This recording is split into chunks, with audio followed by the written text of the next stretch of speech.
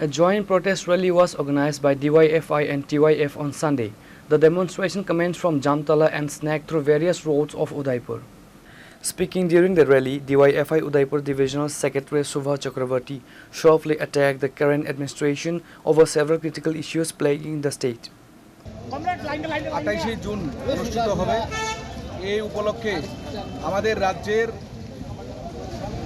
যুবকদের কর্মসংস্থানের দাবিতে নেশার বিরুদ্ধে আইনের শাসন পুনঃপ্রতিষ্ঠা করা এবং রাজ্য জুড়ে নারী এবং ছাত্রীদের উপরে যেই গণধর্ষণের ঘটনা সংঘটিত হচ্ছে, নেশার রমরমা বাণিজ্য চলছে, তার বিরুদ্ধে প্রতিবাদ জানিয়ে আমরা উদয়পুর শহরে যুব মিছিল আমরা অনুষ্ঠিত করছি এবং যুব মিছিল থেকে আমরা সমস্ত অংশে রাজ্যবাসীর কাছে আহ্বান জানাতে চাই কর্মসংস্থানের দাবিতে, নেশার বিরুদ্ধে, রাজ্যের ক্রমবর্ধমান দুর্নীতির বিরুদ্ধে সমস্ত অংশের মানুষকে এগিয়ে আসার জন্য আমরা আহ্বান জানাই।